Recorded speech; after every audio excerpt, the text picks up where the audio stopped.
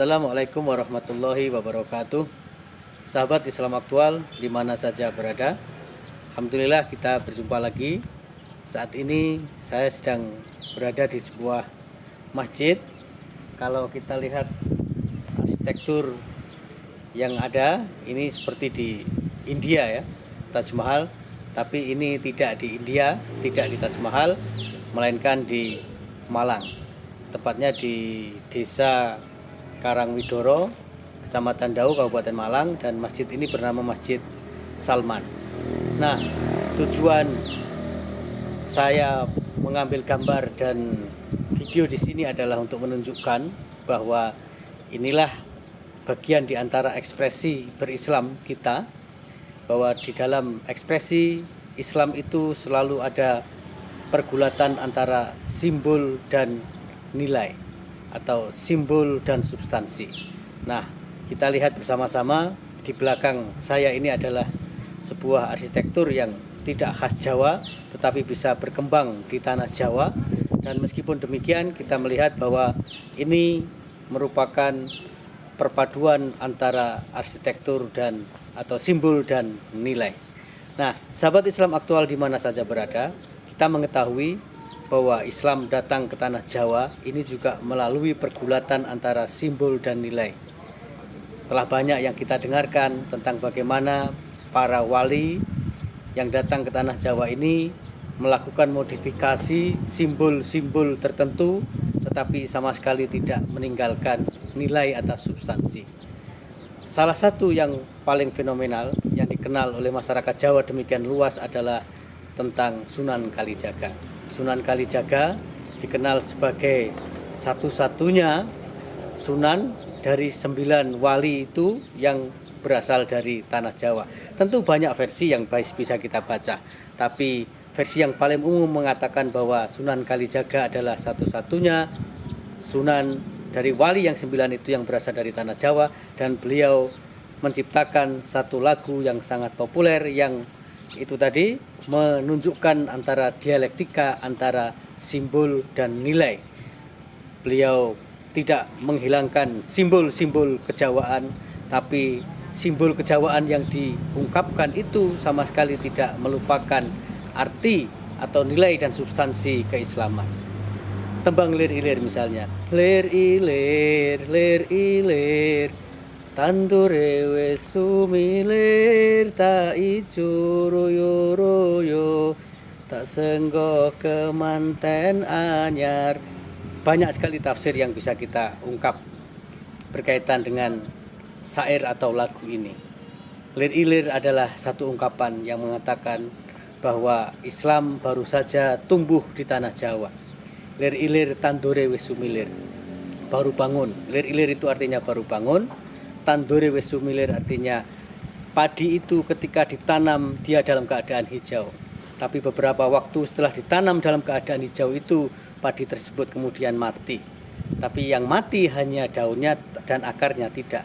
Maka dalam waktu tertentu, akar yang masih tumbuh, yang masih kuat, menancap ke tanah yang basah itu kemudian hidup, lalu tumbuhlah daun baru, daun hijau baru. Itulah yang disebut dengan sumilir. Maka tandure wis sumilir itu artinya batang padi yang tadinya ditancapkan dan mati kemudian sekarang hidup kembali atau menumbuhkan daun baru. Itu adalah ibarat tanah Jawa yang lama sekali berada dalam cengkraman Hinduisme, Buddhisme, animisme, dinamisme. Kemudian tumbuh agama Islam di situ secara pelan-pelan. Tak ijo royo-royo. Ijo itu adalah simbol dari agama Islam. Sehingga tak ijo royo-royo itu maknanya Islam pelan-pelan menguasai tanah Jawa. Tak senggo kemanten anyar, sehingga itu seolah-olah seperti pengantin baru. Tapi makna pengantin baru ini adalah Islam yang baru tumbuh di tanah Jawa itu memerlukan konsolidasi. Islam yang baru tumbuh di tanah Jawa itu memerlukan penguatan. Diibaratkan seperti pengantin baru yang baru saja menapaki kehidupan rumah tangga. Perlu pengalaman, perlu dukungan, perlu nasihat supaya mampu mencapai kehidupan rumah tangga dengan baik dan sentosa. Begitulah ibaratnya. Tak senggo kemanten anyar. cah angon penekno blimbing kuwi. Ini adalah juga sebuah seruan. Cah angon itu artinya anak gembala. Orang menggembala itu memimpin kambing, memimpin sapi, memimpin binatang. Tapi ini adalah ibarat. Yang terpenting dari penggembala itu adalah kualitas memimpin itu. Maka di dalam hadis disebutkan sesungguhnya tiap-tiap diri kita adalah pemimpin atau penggembala.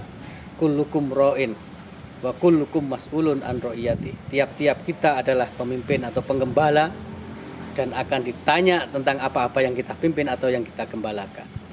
Maka ini oleh para penafsir kebudayaan Jawa yang berkaitan dengan sejarah Islamisasi di Nusantara sering dikatakan bahwa itu seruan kepada para raja di tanah Jawa agar supaya mereka juga ikut menegakkan agama Islam di tanah Jawa.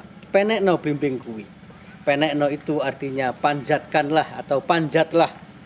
Blimbing itu buah blimbing. Tapi di situ juga dikatakan lunyu-lunyu penekno karena memang secara fisik dan secara nyata pohon blimbing itu sangat licin kalau dipanjat.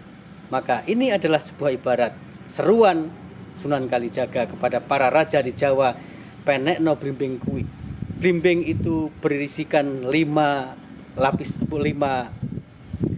sudut ya. Sehingga dalam bahasa Inggris biasanya disebut dengan star fruit karena di dalam di blimbing itu ada 5 sudut.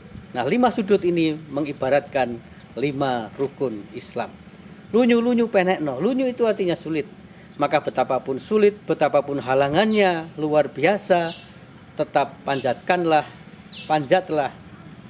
pohon itu, ambillah blimbingnya, maknanya dukunglah ajaran Islam di tanah Jawa. Dukunglah, tegakkanlah ajaran Islam di tanah Jawa. Memang banyak versi sejarah, tapi setidaknya ini bisa kita hubungkan misalnya dengan Sunan Ampel. Sunan Ampel yang bernama asli Raden Rahmat dalam sebuah versi sejarah ya. Teman-teman, sahabat semuanya bisa mencari versi-versi yang lain jika tidak setuju dengan versi yang saya sebutkan ini. Menyebutkan bahwa Raden Rahmat berasal dari negeri Campak.